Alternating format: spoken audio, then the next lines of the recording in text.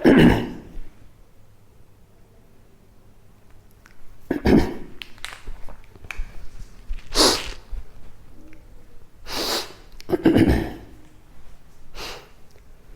મિત્રો, ચાલો આપણે વનસ્પતિ સૃષ્ટિનું વર્ગીકરણ કરીએ. આપણે સૌથી પહેલી શરૂઆત વિભાગ એકાંગી લીલથી કરેલી છે. લીલ એટલે શું, આપણે એનો પરિચય આપ્યો, એનું વસવાટ, એની રચના, રંજક દ્રવ્ય, ખોરાક, પ્રજનન પદ્ધતિ વગેરેનો આપણે અભ્યાસ કર્યો. છેલ્લે આપણે લીલની આર્થિક ઉપયોગિતા પણ જોઈ અને હવે આપણે આ લીલનું વર્ગીકરણ કરીશું. લીલને મુખ્ય 3 વર્ગોમાં વહેંચવામાં આવે છે. કયા 3 વર્ગો? ક્લોરોફાઇસી, ફિયોફાઇસી અને રોડોફાઇસી. એમાંથી આપણે પહેલો વર્ગ જોયો, કયો?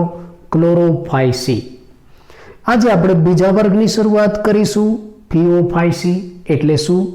નવેસરથી આપણે એનો અભ્યાસ કરીએ. વર્ગ ફિયોફાઇસી.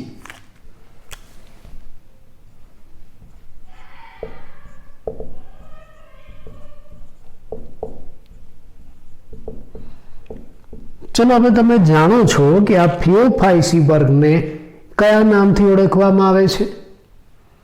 જેમ ક્લોરોફાઇસીને હરિત લીલ અથવા તો લીલી લીલ કહેવાતી હતી, એમ ફિયોફાઇસીને શું કહેવાય છે? બદામી લીલ અથવા તો કથ્થાઈ લીલ એવું કહેવાશે. એટલે આ જે ફિયોફાઇસી છે એ બદામી લીલ અથવા તો કથ્થાઈ લીલ તરીકે ઓળખાય છે. અને ક્યાં જોવા મળશે એનો વસવાટ?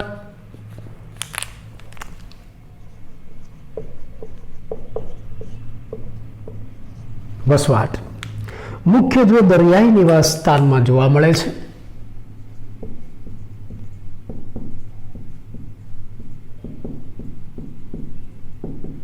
મોટે ભાગે દરિયાઈ નિવાસ સ્થાનમાં જોવા મળે છે. અને એનું સ્વરૂપ કેવું છે? એનું કદ અને સ્વરૂપ, એના કદ અને સ્વરૂપમાં પુષ્કળ વિવિધતા છે.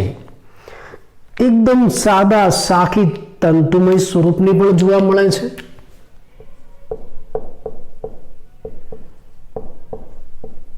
સાદા સાખીત તંતુમય સ્વરૂપમાં પણ જોવા મળે છે અને એકદમ જટિલ સાખીત સ્વરૂપ પણ જોવા મળે છે.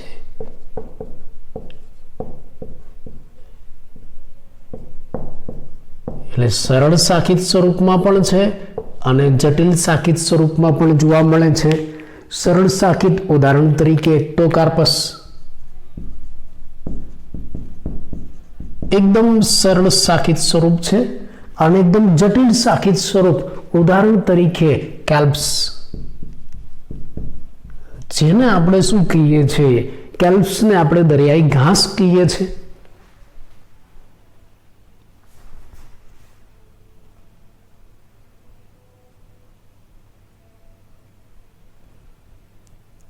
કેલ્પ્સ દરિયાઈ ઘાસ.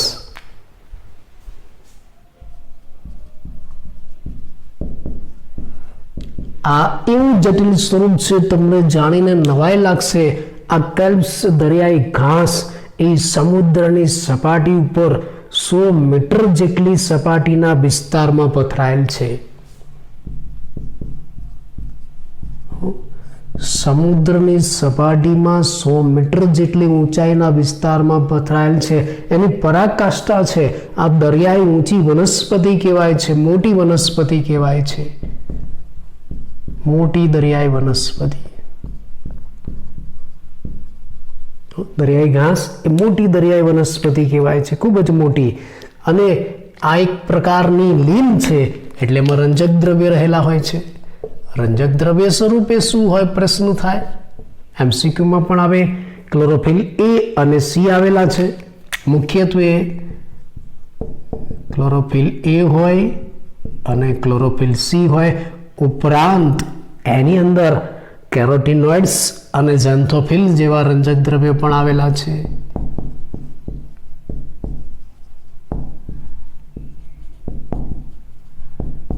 ઝેન્થોફિલ્સ વગેરે આના જેવા રંજક દ્રવ્ય આવેલા છે.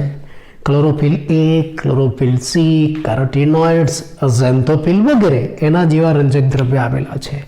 અને આ રંજક દ્રવ્યના કારણે એના રંગમાં પુષ્કળ વિવિધતા જોવા મળે છે. ક્લોરોફિલ હોય એટલે લીલો રંગ તો હોય જ, પણ આ કેરોટીન, ઝેન્થોફિલ, ફ્યુકોઝેન્થિન, ત્રીજું પણ એક છે ફ્યુકોઝેન્થિન વગેરેના કારણે એના રંગમાં પુષ્કળ વિવિધતા છે. આ ક્લોરોફિલના કારણે એનો દેહનો રંગ ચળકતો લીલો હોય છે, ઓલિવ ગ્રીન. ચળકતો લીલો તો છે જ, પણ કેટલાકની અંદર આ કેરોટીનોઇડ્સ, ઝેન્થોફિલ અને ફ્યુકોઝેન્થિનનું પ્રમાણ કેટલું છે એના આધારે જુદા જુદા શેડવાળા બદામી રંગના દેહ જોવા મળે છે. આના પ્રમાણના આધારે જુદા જુદા બદામી રંગના શેડવાળા જોવા મળે છે. જુદા જુદા બદામી રંગનો શેડવાળો એનો દેહ દેખાય છે. એટલે આવા રંજક દ્રવ્યોની વિવિધતાના આધારે એના દેહમાં, એના રંગમાં ફેરફાર જોવા મળે છે.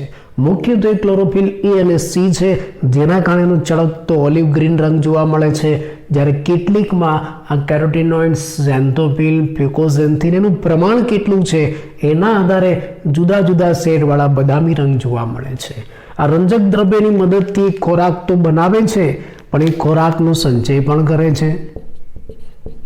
સંચિત ખોરાક કયા સ્વરૂપે સંચય કરે? MCQમાં પૂછાય. લેમિનારિયન અને મેનિટોલ સ્વરૂપે સંચય કરે છે.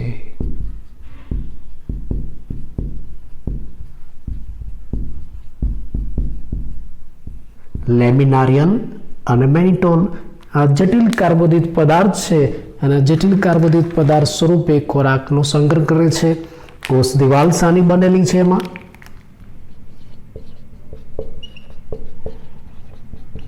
કોષ દિવાલ સેલ્યુલોઝની જ બનેલી છે, પણ એની બહારની બાજુએ આલ્જિન જેવા જેલેટિન દ્રવ્યનું આવરણ છે.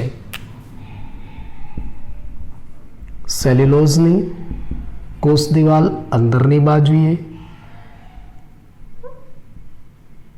સેલ્યુલોઝની, અને એની બહારની બાજુએ આવા આલ્જિન જેવા જેલેટિન દ્રવ્યનું આવરણ છે.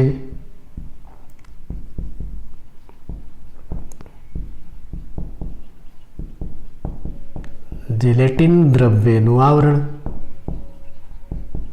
બહારની તરફ જોવા મળશે. આવી વિશિષ્ટ કોષ દિવાલ છે. અને હા, એનો જે અંદરના ભાગે કોષરસ છે ને, કોષરસ અથવા તો જીવરસ, કોષ દિવાલની અંદરના ભાગે જે કોષરસ છે, જીવરસ છે, એમાં કેન્દ્ર ભાગે કોષ કેન્દ્ર છે. ઉપરાંત આની અંદર મોટી રસધાનીઓ પણ છે.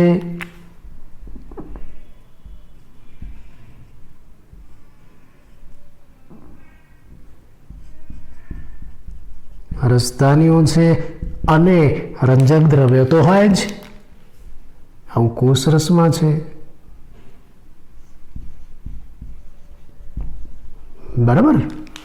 તો બહાર ફરતે જે કોષ દિવાલ છે, આમ તો સેલ્યુલોઝની બનેલી છે, અને એમાં પણ બહારની બાજુએ આલ્જિન જેવા જેલેટિન દ્રવ્યનું આવરણ છે. અંદરના ભાગે જ્યાં કોષ રસ છે, જીવરસ છે, એમાં કેન્દ્ર ભાગે કોષ કેન્દ્ર છે. અને આ ઉપરાંત મોટી રસધાનીઓ પણ આવેલી છે, અને રંજક દ્રવ્ય પણ જોવા મળે છે એની અંદર. ખાસ વિશેષતા એના વનસ્પતિ દેહની. એનો વનસ્પતિ દેહ કેવો છે આપણે આકૃતિમાં બતાવીએ.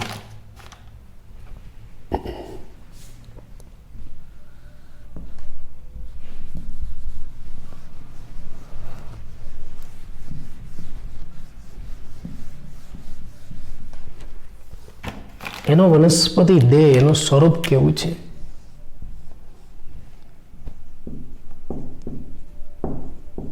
વિશેષતા છે, અલગ પ્રકારનું છે. એનો વનસ્પતિ દેહ 3 ભાગમાં વહેંચાયેલો છે. એક હોલ્ડ ફાસ્ટ, બીજું સ્ટ્રાઇપ અને ત્રીજું ફ્રોન્ડ. આવા 3 ભાગમાં વહેંચાયેલો છે. વનસ્પતિ દેહ, હોલ્ડફાસ્ટ, સ્ટ્રાઇપ અને ફ્રોન્ડ એવા 3 ભાગમાં વહેંચાયેલો છે. આ સ્ટ્રાઇપ છે એની જગ્યાએ સ્ટોક શબ્દ પણ વાપરી શકાય છે. સ્ટોક, દંડ જેવી રચના. કેવી રીતે હોય આપણે આકૃતિ દ્વારા, ઉદાહરણ દ્વારા સમજીએ. આપણે એક ઉદાહરણ લઈએ લેમિનારિયનનું.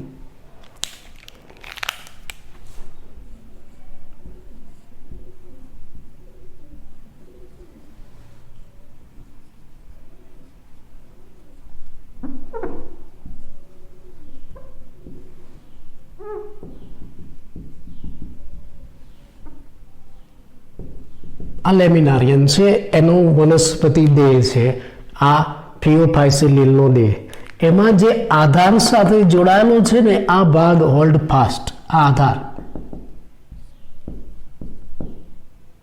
હોલ્ડ ફાસ્ટ આધાર સાથે જોડાયેલો છે. અને આ લાંબા દંડ જેવો છે, વૃંત જેવો છે, આને સ્ટ્રાઇપ કહેવાય. આના દ્વારા ખોરાકનું વહન થાય. અને સૌથી ઉપર મોટો પર્ણ જેવો ભાગ છે, પ્રકાશ સંશ્લેષી પર્ણ જેવો ભાગ, એને ફ્રોન્ડ કહેવાય છે. આ ફ્રોન્ડ. બરાબર. આ રીતે વનસ્પતિ દેહ 3 ભાગમાં વહેંચાયેલો છે.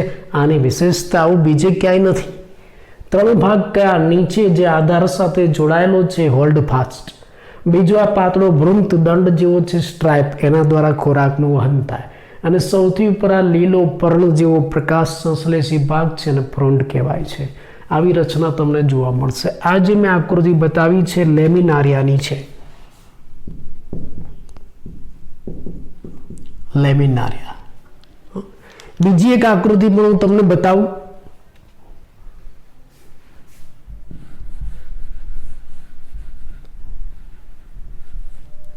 ફ્યુકસની. એમાં પણ આવું જ છે. જગ્યા પ્રમાણે હું આકૃતિઓ દોરું છું.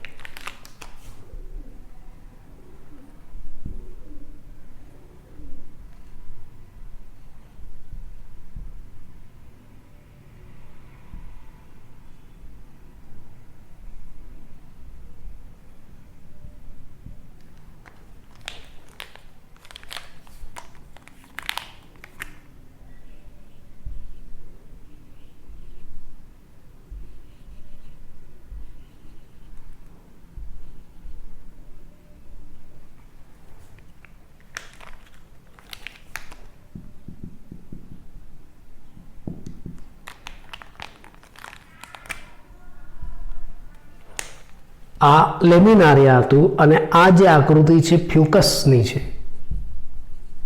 આમાં પણ 3 ભાગ છે. આ નીચે આધાર આપતો છે ભાગ એ હોલ્ડ ફાસ્ટ.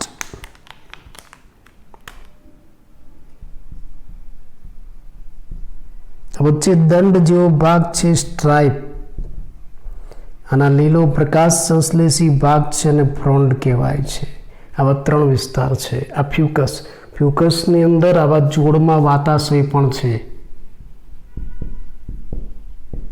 આ ફ્યુકસ. એટલે આમાં વનસ્પતિ દેહની વિશેષતા, વનસ્પતિ દેહમાં મુખ્ય 3 ભાગ જોવા મળે. એક તો આધાર સાથે જોડાયેલો હોય એવો હોલ્ડ ફાસ્ટ, બીજો આ વૃંત દંડ જેવો ભાગ છે એને સ્ટ્રાઇપ અથવા તો સ્ટોક કહેવાય, અને આ પ્રકાશ સંશ્લેષી જે ભાગ છે એને ફ્રોન્ડ કહેવાય છે. આ લેમિનારિયા અને આ ફ્યુકસ. ફ્યુકસમાં આવા વાતાશય પણ આવેલા છે, એક જોડ વાતાશય છે. તો આ એના દેહની રચના આપણે સમજાવી. પ્રજનન બાકી રહ્યું, એ સિવાયનું તમને કહી દઉં. પ્રજનન પછી જોઈએ. વર્ગ ફિયોફાઇસી ક્યાં વસે છે? દરિયામાં વસે છે. કદ અને સ્વરૂપમાં પુષ્કળ વિવિધતા. એકદમ સાદા શાખિત તંતુમય સ્વરૂપના પણ છે અને અત્યંત જટિલ શાખિત સ્વરૂપના પણ છે. એકદમ સાદા તંતુમય સ્વરૂપના કયા પ્રશ્ન થાય? એકદમ સાદા તંતુમય સ્વરૂપના છે એક્ટોકાર્પસ, અને શાખિત જટિલ સ્વરૂપ છે ઉદાહરણ તરીકે કેલ્પ્સ, દરિયાઈ ઘાસ. 100 મીટર જેટલા દરિયાની સપાટી ઉપર પથરાયેલ છે.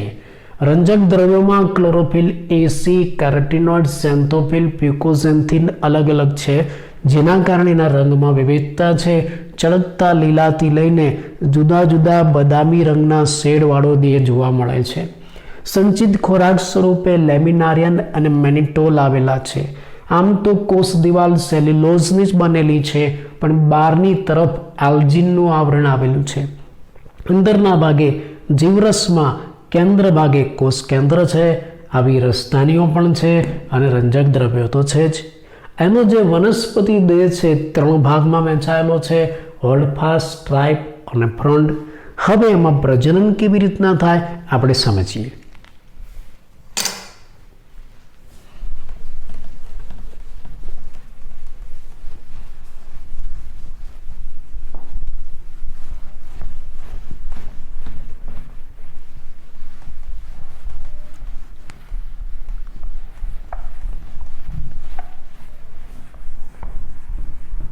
અને પછી ઉદાહરણ લઈએ એટલે આ બીજો વર્ગ પૂરો થઈ જાય.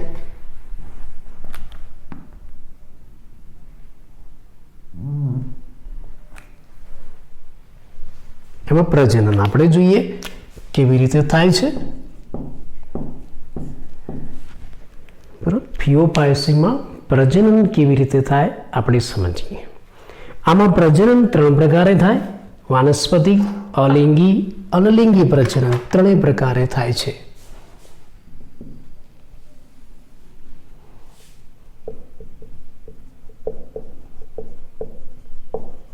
વાનસ્પતિક, અલિંગી અને લિંગી પ્રજનન 3 પ્રકારે પ્રજનન થાય. વાનસ્પતિક પ્રજનન અવખંડન દ્વારા થાય, ટુકડા થાય, એમાંથી નવો દેહ રચાય. શું કહેવાશે? અવખંડન. અને અલિંગી પ્રજનન કેવી રીતના થાય છે? અલિંગી પ્રજનન દ્વિકસાધારી ચલ બીજાણુ દ્વારા થાય. દ્વિકસાધારી ચલ બીજાણુ દ્વારા થાય. અને આ દ્વિકસાધારી ચલ બીજાણુ કેવા છે ખબર છે? નાસપતિ આકારના, પિયર સેપ, નાસપતિ આકારના. અને એની સાઈડમાં, એની પાર્શ્વ બાજુએ 2 અસમાન કસા આવેલી છે, એક લાંબી અને એક ટૂંકી. અસમાન કસા, આવી 2 અસમાન કસા આવેલી છે. આવા દ્વિકસાધારી ચલ બીજાણુ દ્વારા અલિંગી પ્રજનન થાય. લિંગી પ્રજનન કેવી રીતે થશે? લિંગી પ્રજનન 3 પ્રકારે થાય: સમજન્યુ, વિષમજન્યુ અને અંડકજન્યુ દ્વારા.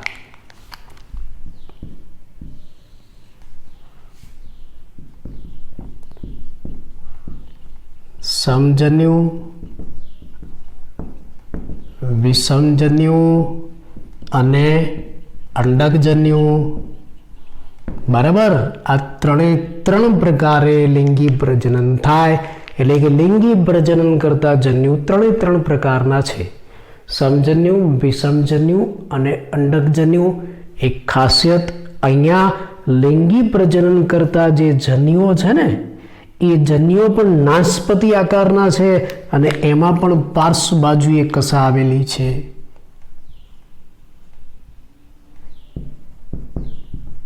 નાસપતિ આકારના જન્યુઓ અને એમાં પણ પાર્શ્વ બાજુએ કસા આવેલી છે, સાઈડમાં કસા હોય. આવા જન્યુઓ જોવા મળશે. અને આ જન્યુનું મિલન ફલન પાણીમાં થશે અથવા તો પછી અંડધાનીમાં થાય છે. જન્યુઓનું મિલન લિંગી પ્રજનન થાય છે. એટલે આ નર જન્યુ અને માદા જન્યુનું મિલન કાં તો પાણીમાં થાય અથવા તો પછી અંડધાનીમાં થાય છે. પાણીમાં અથવા તો અંડધાનીમાં. અંડધાનીને ઇંગ્લિશમાં ઉગોનિયમ કહેવાય છે. ઉગોનિયમ. અહીંયા અંડધાનીમાં ફલન થતું હોવાથી, જન્યુનું મિલન એટલે ફલન, અંડધાનીમાં ફલન થતું હોવાથી ઉગોનિયમમાં ફલન થતું હોવાથી આ જાતિને ઉગેમસ કહેવાય છે. ઉગેમસ જાતિ.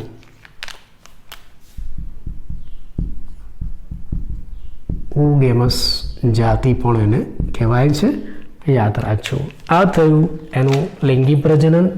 તો આપણે ફિયોફાઇસી છે એમાં વસવાટ જોયો, એની દેહ રચના પણ જોઈ, એની સુકાઈ રચના પણ જોઈ, સંચિત ખોરાક પણ જોયો, રંજક દ્રવ્ય પણ જોયું, છેલ્લે પ્રજનનની પણ આપણે વાત કરી. પ્રજનન વાનસ્પતિક, અલિંગી, લિંગી પ્રજનન દ્વારા કરે. વાનસ્પતિક પ્રજનન અવખંડન દ્વારા થાય. અલિંગી પ્રજનન છે એમાં દ્વિકસાધારી ચલ બીજાણું નિર્માણ કરે છે. આ બીજાણુ નાસ્પતિ આકારના છે અને એની પાર્શ્વ બાજુ એટલે સાઈડમાંથી બાજુઓ વિશે જાણો છો? ક્યાંય આગળ તમે ભણ્યા છો બાજુઓ વિશે? બાજુ વિશે અહીંયા જે બાયોલોજીમાં શબ્દ વપરાય છે સંસ્કૃતના છે. આ જે આગળની બાજુ, દાખલા તરીકે આપણા શરીરમાં એ બાજુઓ હોય. આપણી જે આગળની બાજુ છે છાતીવાળી, પેટવાળી, એને વક્ષ બાજુ કહેવાય. એટલે છાતીનો ભાગ વક્ષ સ્થળ કહેવાય. પછી આપણી આ જે પાછળની બાજુ છે, પીઠની બાજુ, અને પૃષ્ઠ બાજુ કહેવાય. પછી આપણી આ જે શીર્ષની બાજુ છે ને અગ્ર બાજુ કહેવાય. પછી આપણી નીચે પગની બાજુ છે પશ્ચ બાજુ કહેવાય. અને જ્યાં સાઈડમાં હાથ છે ને એને પાર્શ્વ બાજુ કહેવાય. સમજાય છે? આવી બાજુઓ આપણે શબ્દ વાપરીશું, બાયોલોજીમાં આવશે. એમ અહીંયા આ જે બીજાણુ છે એમાં કસા ક્યાં છે? સાઈડમાં. ઉપર નથી, નીચે નથી, સાઈડમાં છે, એટલે પાર્શ્વ બાજુએ એવું કહેવાશે. યાદ રાખજો. હા, એટલે અલિંગી પ્રજનન દ્વિકસાધારી ચલ બીજાણુ દ્વારા થાય છે.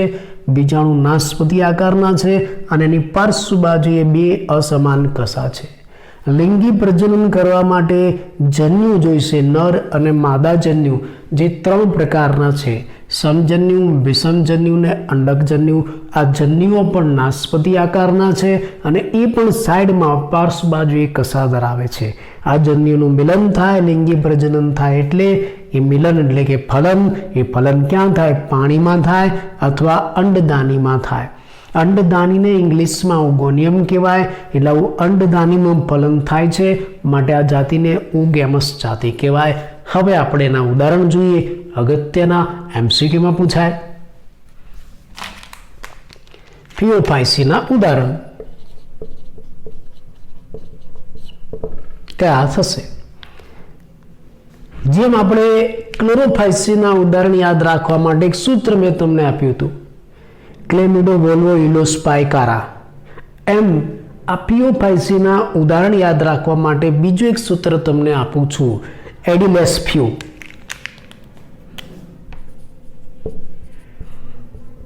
એડિલેસ ફ્યુ આ રીતે યાદ રાખજો. એડિલેસ ફ્યુ. બરાબર. ફિયોફાઇસીના ઉદાહરણ કયા? તો જવાબ શું આવશે? એડિલેસ ફ્યુ. એટલે શું? હવે આપણે એના આખા નામ લખીએ. એ એટલે એક્ટોકાર્પસ, ડી એટલે ડિક્ટિયોટા, લે એટલે લેમિનારિયા,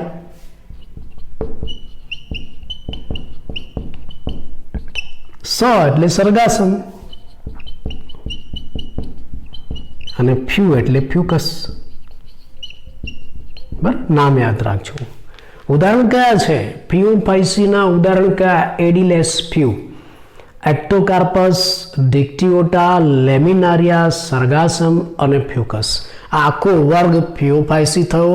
આપણે એની દેહ રચના, એની કોષ દિવાલ, સંચિત ખોરાક, એનું નિવાસ સ્થાન અને પ્રજનન અને ઉદાહરણ સાથે માહિતી આપી.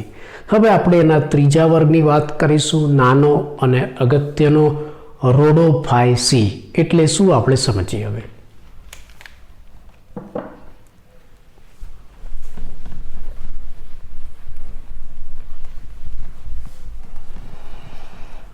ત્રીજો વર્ગ. બે વર્ગ આપણે જોયા, ક્લોરોફાઇસી અને ફિયોફાઇસી. હવે આપણે ત્રીજો વર્ગ જોઈએ લીલનો. કયો? રોડોફાઇસી. સમજીએ શું છે એમાં.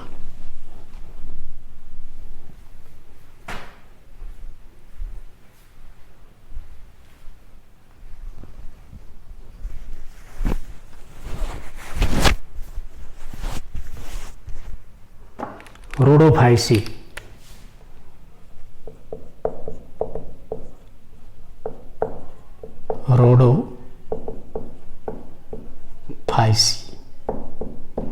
રોડોફાયસી બર્ગ એને સામાન્ય રીતે એક બીજું વિશેષ નામ આપવામાં આવે છે, રાતી લીલ. આવું નામ કેમ આપવામાં આવે છે? પ્રશ્ન સ્વરૂપે કારણ તરીકે તમને પૂછાય, એમસીક્યુમાં પૂછાય કે ભાઈ રોડોફાયસીને રાતી લીલ કેમ કહેવાય છે? કારણ એના દેહની અંદર, રોડોફાયસી છે એના દેહની અંદર આર ફાઇકોઇરિથ્રિન નામનું લાલ રંજક દ્રવ્ય આવેલું છે.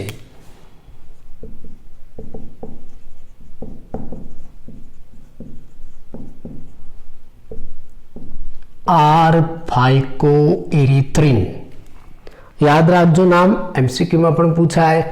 આ જે રોડોફાયસી વર્ગની ફૂગ છે એના શરીરમાં આર ફાઇકોઇરિથ્રિન નામનું રંજક દ્રવ્ય આવેલું છે, માટે એને શું કહેવાય છે? રાતી લીલ કહેવાય છે.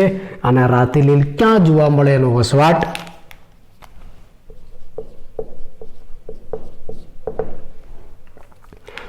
મોટે ભાગે રાતી લીલ છે દરિયામાં જોવા મળે છે, હુંફાળા ખારા પાણીમાં જોવા મળે છે. દરિયામાં અને એમાં પણ હુંફાળા ખારા પાણીમાં, થોડું ગરમ હોય એવા વિસ્તારમાં જોવા મળે છે. ખાસ કરીને ક્યાં જોવા મળે છે? આની વિશેષતા, આ જે લીલ છે દરિયાની સપાટીની નજીક પણ જોવા મળે છે જ્યાં પ્રકાશ વધારે છે, અને ઊંડા ભાગે પણ જોવા મળે છે જ્યાં ઓછો પ્રકાશ છે. બંને જગ્યાએ જોવા મળે, ઉપર પણ જોવા મળે છે, નીચે પણ જોવા મળે છે. એટલે આ લીલ દરિયાની સપાટીની નજીક અને ઊંડા દરિયામાં પણ જોવા મળે છે. દરિયામાં ઊંડાઈએ પણ જોવા મળે છે.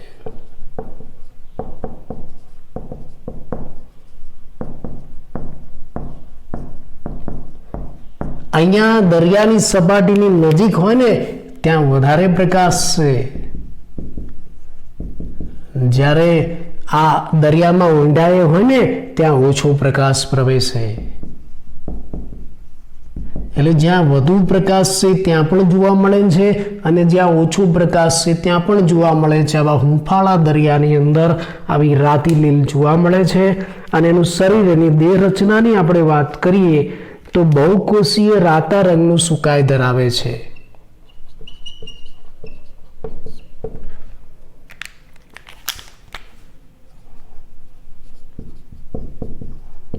બહુકોષીય રાતા રંગનું સુકાઈ ધરાવે છે. એનું શરીર રાતા રંગના સુકાઈનું બનેલું છે, અને કેટલીક વખત જટિલ દૈહિક આયોજન પણ જોવા મળે છે, થોડું જટિલ અથવા તો સરળ સુકાશી સ્વરૂપે જોવા મળે છે. એમાં રંજક દ્રવ્ય તરીકે શું આવેલું છે? આર ફાઇકોઇરિથ્રિન રંજક દ્રવ્ય.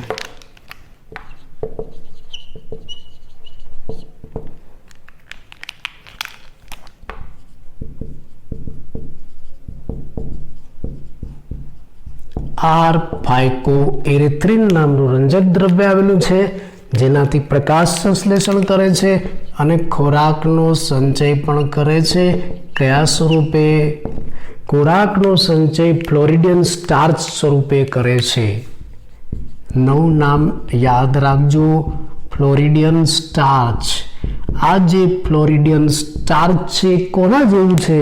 આ ફ્લોરિડિયન સ્ટાર્ચ છે એમાઇલોપેક્ટિન અને ગ્લાયકોજનને મળતું આવે છે. એનું બંધારણ, આનું બંધારણ એમાઇલોપેક્ટિન અને ગ્લાયકોજનને મળતું આવે છે. જટિલ બંધારણ છે. અસંચિત ખોરાક જે છે એમાં પ્રજનન કેવી રીતના કરશે? છેલ્લે પ્રજનન વાનસ્પતિક, અલિંગી અને લિંગી ત્રણેય પ્રકારે કરે. વાનસ્પતિક, અલિંગી અને લિંગી પ્રજનન ત્રણેય પ્રકારે કરે છે.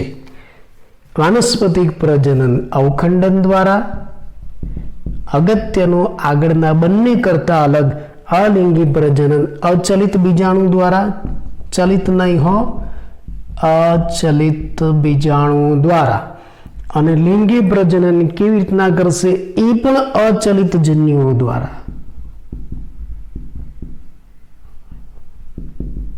અચલિત જન્યુઓ દ્વારા, સામાન્ય રીતે અંડક જન્યુ દ્વારા,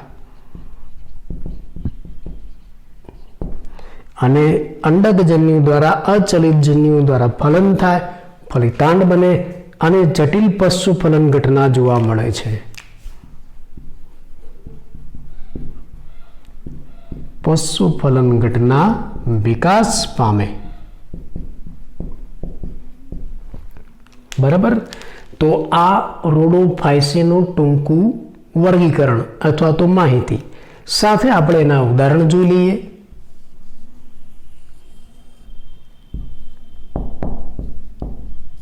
ઉદાહરણ પોપોગ્રેજે,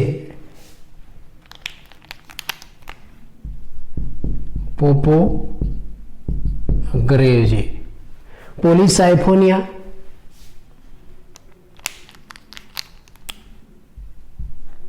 પોલીસાઇફોનિયા, પોર્ફાયરા, ગ્રેસિલારિયા અને જેલિડિયમ. બરાબર.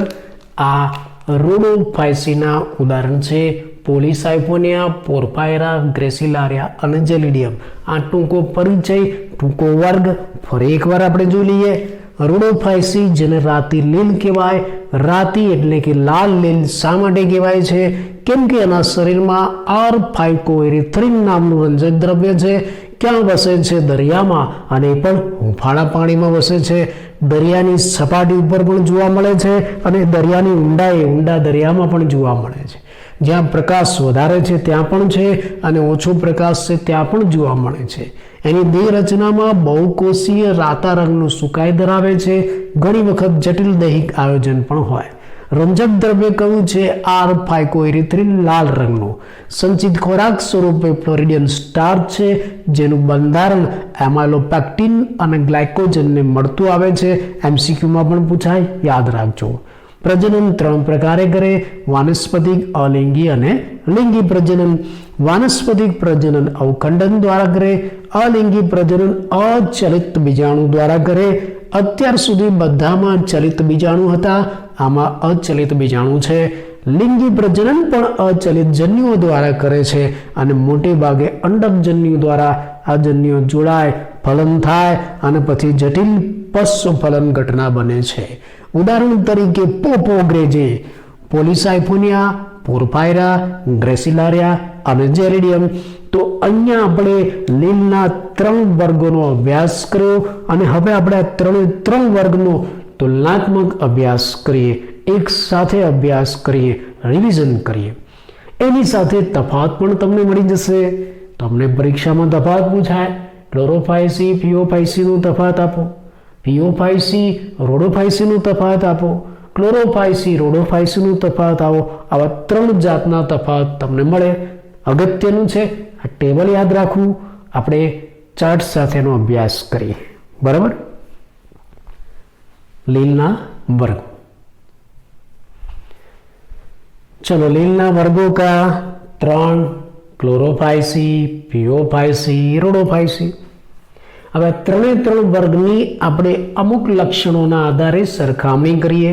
ચલો, પહેલું સામાન્ય નામ: ક્લોરોફાઇસીનું હરિત લીલ, પીઓફાઇસીનું બદામી લીલ, રોડોફાઇસીનું રાતી લીલ.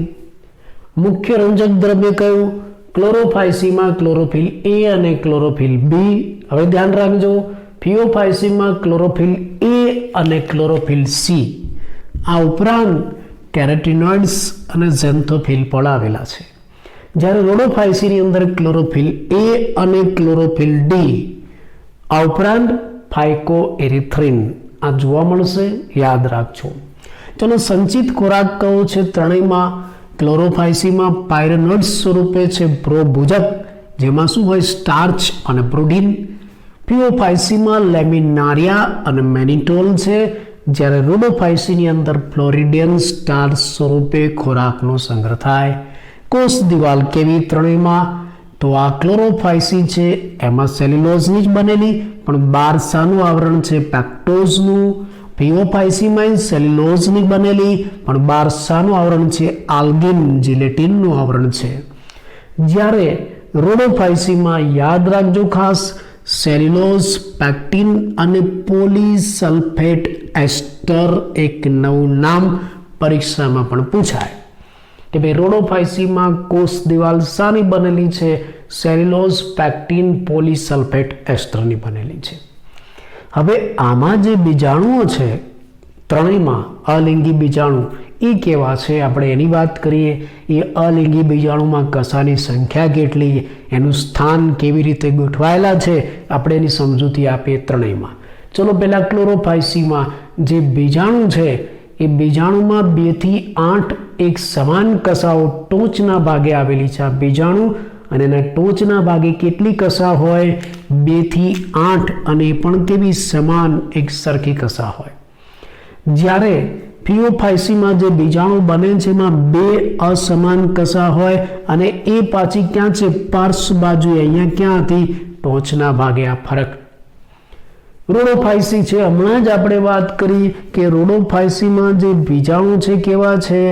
અચલિત, એટલે કે એમાં કસા કેવી છે? ગેરહાજર. વસવાટ ક્યાં જોવા મળે? ક્લોરોફાઇસી મીઠા જળમાં અને ખારા જળમાં બંને જગ્યાએ જોવા મળે. ફિઓફાઇસી મીઠા જળમાં અને દરિયામાં, રોડોફાઇસી પણ મીઠા જળ અને દરિયામાં બંને જગ્યાએ જોવા મળે, મોટે ભાગે દરિયામાં. ચલો ઉદાહરણ આપણે એના લઈએ અગત્યના MCQ માટે. આને તમારે ખાસ અલગથી તૈયાર કરવા, દરેકના ઉદાહરણ ક્યાંક લખી રાખવા. ચલો ક્લોરોફાઇસી એમાં શું આવશે? ક્લેમિડોમોનાસ, વોલ્વોક્સ, યુલોથ્રિક્સ, પાયરોગાયરા કારા. અને ફિઓફાઇસીમાં શું આવે? એક્ટોકાર્પસ, ડેક્ટિકોટા, લેમિનારિયા, સરગાસમ, ફ્યુકસ. રોડોફાઇસીમાં પોલિસાઇફોનિયા, પોર્ફાયરા, ગ્રેસિલારિયા અને જેલિડિયમ. તો અહીંયા આપણે પહેલો વિભાગ એકાંગી લીલ્સ સાથે પૂરો કર્યો. હવે વર્ગીકરણમાં આપણે બીજો વિભાગ જોઈશું. અપુષ્પી વનસ્પતિનો બીજો વિભાગ કયો? દ્વિઅંગી. અપુષ્પીમાં કુલ 3 વિભાગ છે: એકાંગી, દ્વિઅંગી અને ત્રિઅંગી. એમાંથી પહેલો આપણે એકાંગી પૂરો કર્યો. હવે આપણે દ્વિઅંગીની શરૂઆત કરીશું. જોઈએ કેવું છે.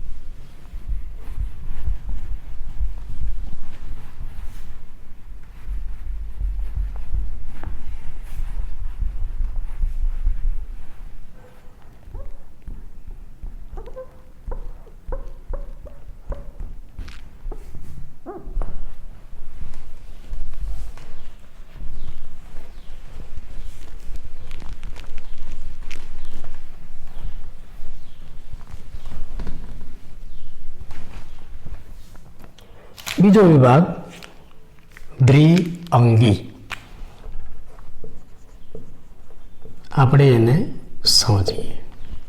બ્રાયોફાઇટા ઇંગ્લિશમાં એવું કહેવાશે, અને ગુજરાતીમાં આપણે એને શું કહીશું? દ્વિઅંગી.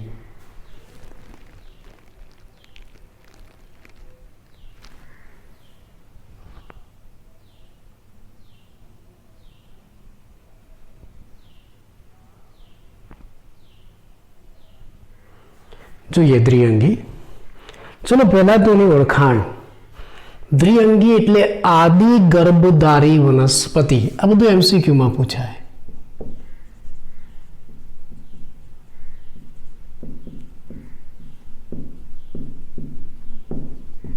આદિ ગર્ભધારી વનસ્પતિ અથવા તો સૌ પ્રથમ ભૂમિ નિવાસી વનસ્પતિ.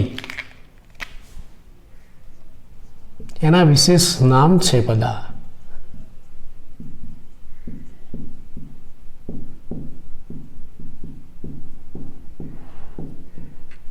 બીજા શબ્દમાં કેવું હોય તો વાહક પેશી વિહીન ભૂમિ નિવાસી વનસ્પતિ.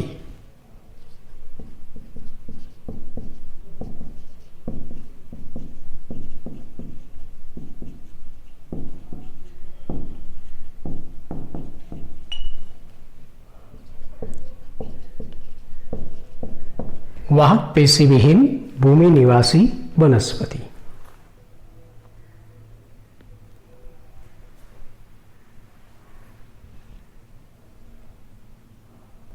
ઓકે. આદિ ગર્ભધારી વનસ્પતિ, સૌ પ્રથમ ભૂમિ નિવાસી વનસ્પતિ, વાહક પેશી વિહીન ભૂમિ નિવાસી વનસ્પતિ. આદિ ગર્ભધારી વનસ્પતિ એટલે કહેવાય છે કે આને સૌ પ્રથમ ગર્ભધારી વનસ્પતિ પણ કહેવાય છે.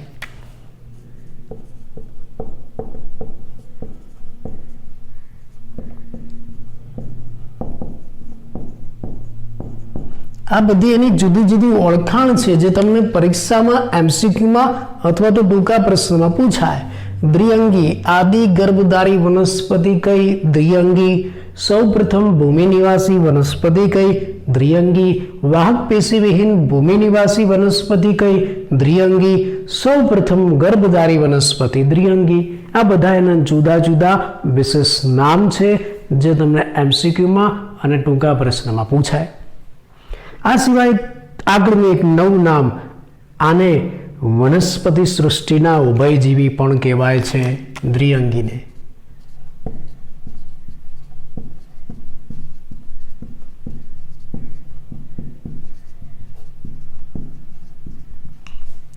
વનસ્પતિ સૃષ્ટિના ઉભયજીવી કહેવાય છે. આવું કેમ કહેવાય ઉભયજીવી? તો પ્રાણીને કહેવાય. જાણો છો ને કયા પ્રાણી ઉભયજીવી છે? કયા છે? દેડકો, ટોળ. આ દેડકો ઉભયજીવી કહેવાય. કેમ ઉભયજીવી કહેવાય? શબ્દનો અર્થ આપણે સમજીએ. ઉભયજીવી સંસ્કૃત શબ્દ છે. ઉભય એટલે બંને અને જીવી એટલે જીવન પસાર કરે. જે સજીવ બંને જગ્યાએ જીવન પસાર કરે એને ઉભયજીવી કહેવાય. બંને જગ્યાએ એટલે જમીનમાં અને પાણીમાં. એટલે દેડકા જેવા ઉભયજીવી પ્રાણીઓ છે એ જમીનમાં પણ વસે છે અને પાણીની અંદર પણ જીવન પસાર કરે છે, એટલે એને ઉભયજીવી કહેવાય છે. બસ એવું જ આ દ્વિઅંગી વનસ્પતિ પણ કરે છે. આ દ્વિઅંગી વનસ્પતિ આમ તો જમીન ઉપર વસે છે, આમ તો જમીન પર વસવાટ કરે છે, તમને જમીન ઉપર જોવા મળશે, પરંતુ લિંગી પ્રજનન કરવા માટે એને પાણીની જરૂર પડે છે, પાણીની આવશ્યકતા છે. લિંગી પ્રજનન પાણીમાં કરે છે, એટલે એના જીવન માટે બંને જરૂરી છે, જમીન અને પાણી. માટે એને શું કહેવાય છે? ઉભયજીવી કહેવાય છે. જેમ દેડકો ઉભયજીવી પ્રાણી છે, એમાં દ્વિઅંગી એ ઉભયજીવી વનસ્પતિ છે એવું કહેવાય. કારણ સ્વરૂપે તમને પૂછાય. આ એના વિશેષ નામો અને વિશેષ પરિચય આપણે આપ્યો. હવે આપણે એનો વસવાટ જોઈએ કે ક્યાં વસે છે. કે ભાઈ આ દ્વિઅંગી વનસ્પતિઓ ક્યાં વસે, એનો વસવાટ ખાસ કરીને ભેજવાળી અને છાયાપ્રિય વસવાટમાં વસે છે. ભેજવાળા અને છાયાપ્રિય વસવાટમાં. ભેજવાળું અને જ્યાં છાયો હોય ત્યાં છાયાવાળી જગ્યાએ વધારે થાય છે. ખાસ કરીને ભેજવાળી જગ્યાએ એટલે જ્યાં ભેજ હોય, ભીનાશવાળી જગ્યા હોય એ તો જરૂરી છે. ભેજવાળી જગ્યાએ એટલે વસે છે કારણ કે ફલન માટે પાણી આવશ્યક છે.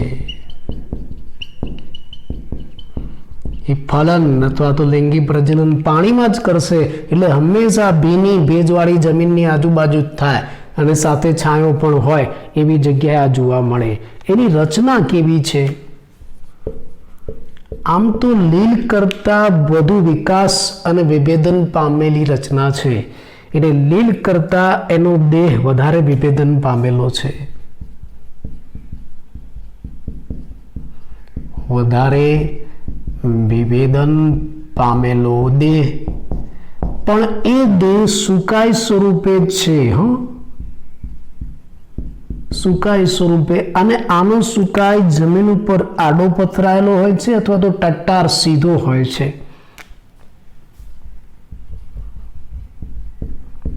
જમીન પર આડો પથરાયેલો છે અથવા તો ટટ્ટાર સીધો જોવા મળે છે. કેવી રીતે હું આકૃતિમાં બતાવું? દાખલા તરીકે કેટલાક સુકાય આવા છે,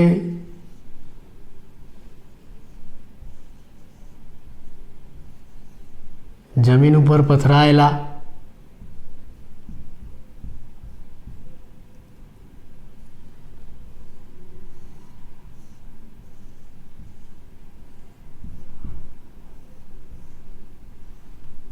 આ માર્કેન્સિયા, રેક્સિયા, માર્કેન્સિયા એના સુકાય જમીન ઉપર પથરાયેલા હોય છે, આડા હોય છે.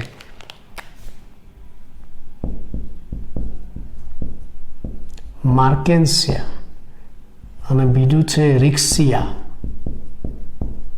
રિક્ષાની, એના સુકાય જમીન ઉપર પથરાયેલા છે, જમીન ઉપર પથરાયેલા છે, આડા છે. જ્યારે ફ્યુનારિયા, મોસ, એનું સુકાય ટટ્ટાર ઊભું હોય છે, આ રીતે.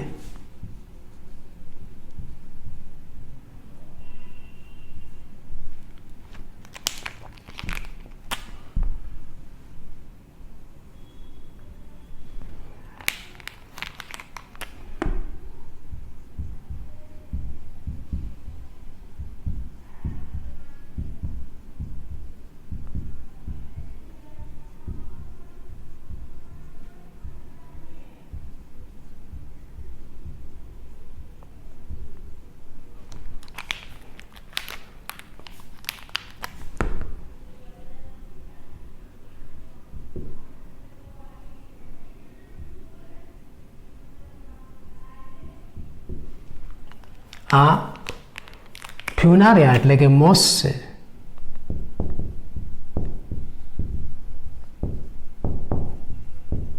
આનું સુકાય જમીન ઉપર આમ ટટ્ટાર છે, ઊભું છે, અને આ આડું પથરાયેલું છે, અને આ સુકાય આધાર સાથે મૂળાંગો દ્વારા જોડાયેલા છે.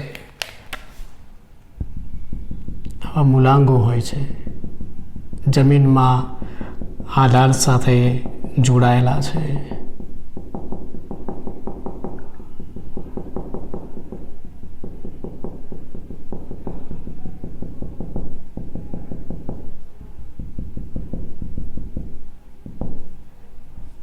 મૂલાંગો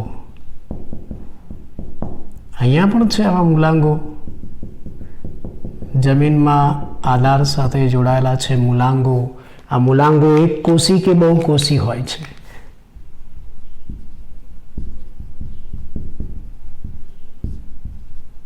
મૂળ નથી, પણ આ મૂળ જેવા મૂલાંગો છે, જેની મદદથી આ સુકાઈ જમીન સાથે આધારમાં ચોંટેલા રહે છે. આવા મૂલાંગો જોવા મળશે. એટલે આમ આની અંદર સુકાઈ છે ને એ લીલ કરતા થોડા વધારે વિકાસ પામેલા છે, વધુ વિભેદન પામેલા છે. અને એ સુકાઈ કાં તો જમીન ઉપર આડા પથરાયેલા આમ ચોંટેલા એ રીતે, અથવા તો આમ ઊભા છે, આ ચોંટેલા છે. માર્કેન્સિયા અને રિક્સિયાના સુકાઈ આવા ચોંટેલા છે, અથવા તો મોસ ફ્યુનારિયાના આવા ઊભા છે. આમ તો આ દ્વિઅંગીની અંદર સાચા મૂળ પ્રકાંડ અને પર્ણનો અભાવ છે, પણ છતાં મૂળ પ્રકાંડ પર્ણ જેવી રચના છે. જો આ મૂળ પ્રકાંડ, આ મૂળ જેવી રચના એટલે મૂલાંગો, આ પ્રકાંડ જેવી રચના અને આ પર્ણ જેવી રચના. પર્ણ જેવી રચના છે, પ્રકાંડ જેવી રચના છે, મૂળ જેવી રચના છે. સાચા મૂળ પ્રકાંડ પર્ણ નથી આમાં, હો, યાદ રાખજો. સાચા મૂળ પ્રકાંડ અને પર્ણનો અભાવ, હા, એની અંદર આવા મૂળ આ પ્રકાંડ અને પર્ણ જેવી રચના છે, વાસ્તવિક મૂળ પ્રકાંડ પર્ણ નથી આ, એટલે આવી વિશેષ રચના આની અંદર જોવા મળે છે. સૌથી અગત્યનું જે આપણે આમાં સમજવાનું છે એનું પ્રજનન કેવી રીતે કરે, ત્રણેય રીતે કરે. વાનસ્પતિક, અલિંગી અને લિંગી પ્રજનન, ત્રણ રીતે પ્રજનન કરશે. વાનસ્પતિક, અલિંગી અને લિંગી પ્રજનન ત્રણેય રીતે કરે. વાનસ્પતિક, અલિંગી અને લિંગી પ્રજનન ત્રણેય રીતે કરશે. કેવી રીતે કરે આપણે એની થોડી ઉદાહરણ સાથે સમજૂતી આપીએ. પહેલા વાનસ્પતિક પ્રજનનની હું વાત કરું કે ભાઈ આમાં વાનસ્પતિક પ્રજનન કેવી રીતે થાય. મુખ્ય બે રીતે થાય. એક તો અવખંડન કંદ અને કુડમલી દ્વારા. અવખંડન કંદ દ્વારા અને કુડમલી દ્વારા. આ બે રીતે વાનસ્પતિક પ્રજનન થાય. કેવી રીતે હું તમને સમજાવું. અવખંડન કંદમાં શું થાય, આવું કોઈ સુકાય છે, એ સુકાય મૃત્યુ પામે, સડી જાય અને પછી એના ઉપર નવી શાખા બને. દાખલા તરીકે આ સુકાય મૃત્યુ પામ્યું, ચીમડાઈ ગયું, મૃત્યુ પામ્યું અને સડી ગયું. આ મૃત સુકાય, મૃત સડેલું સુકાય. આ મૃત સડેલા સુકાય ઉપરથી નવી શાખા બને આવી, અને પછી એ શાખા છૂટી પડી જાય. છૂટી પડીને ત્યાંથી નવો દેહ બનાવે.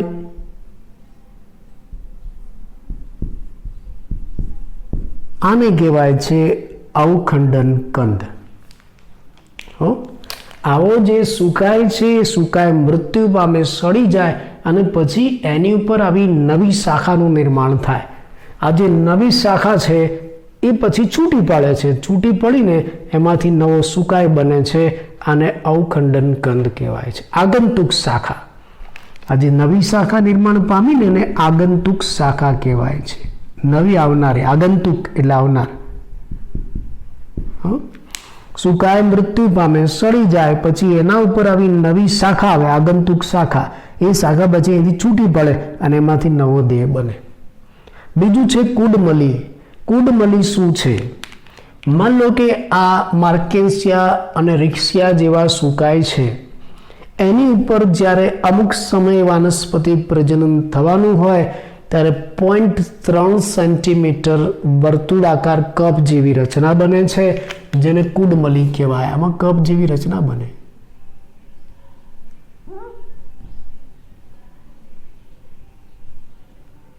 આવી કપ જેવી રચના અહીંયા સર્જાય. આની ઉપર જ, સુકાય ઉપર જ.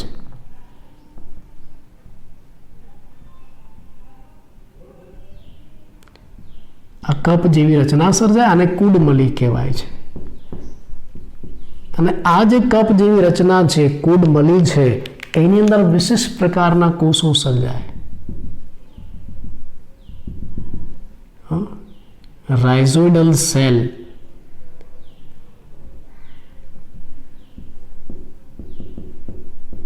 રાઇઝોઇડલ સેલ્સ એવું એને કહેવાય છે.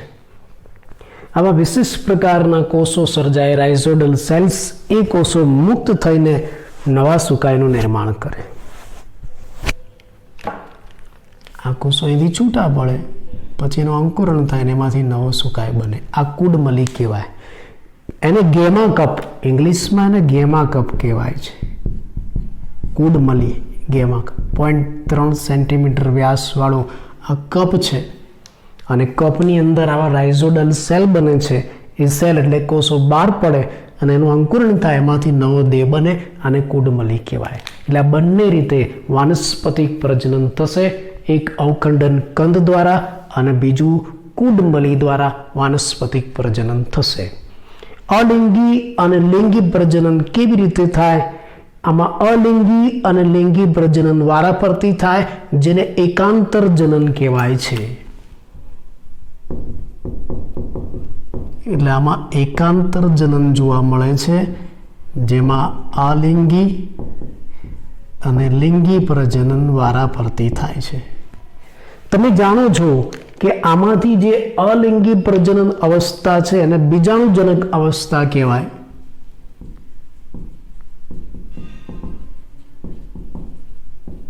અને જે લિંગી પ્રજનન અવસ્થા છે એને જન્યુજનક અવસ્થા કહેવાય.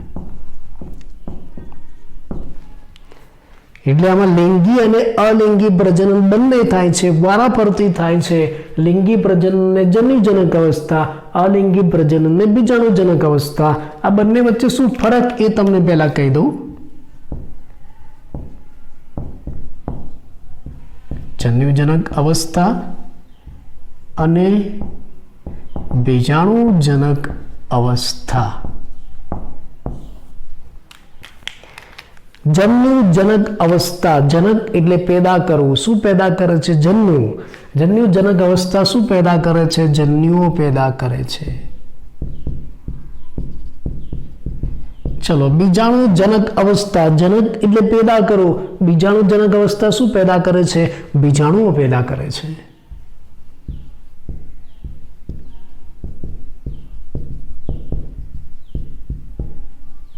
જન્યુજનક અવસ્થા એ જન્યુ પેદા કરે છે, બીજાણુજનક અવસ્થા એ બીજાણુ પેદા કરે છે.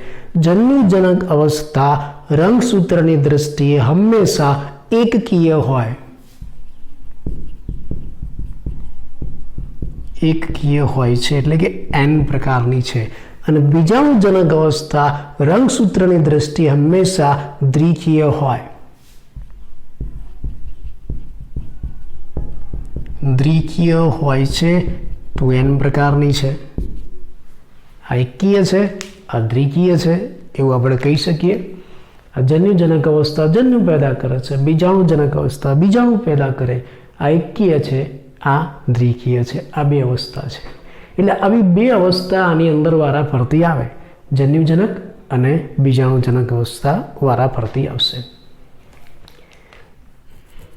ચલો, આમાંથી આ જન્યુજનક અને બીજાણુજનક અવસ્થા ખાલી આ દ્વિઅંગીમાં નહીં, દ્વિઅંગી, ત્રિઅંગી, અનાવૃત બીજધારી, આવૃત બીજધારી ચારે ચારમાં આવશે. આ જન્યુજનક અને બીજાણુજનક અવસ્થા, આ બંને અવસ્થાઓ દ્વિઅંગીમાં જ નહીં, ખાલી દ્વિઅંગી, ત્રિઅંગી, અનાવૃત, આવૃત બીજધારી બધામાં આવશે. એ બધાની અંદર આ જે દ્વિઅંગી છે ને એમાં જન્યુજનક અવસ્થા થોડી વિશેષ અને લાંબી છે. લાંબી છે. અને આની અંદર આ જન્યુજનક અવસ્થા એ મુખ્ય અવસ્થા છે. જો એક અવસ્થા મુખ્ય હોય ને તો બીજી અવસ્થાને ગૌણ અવસ્થા કહેવાય.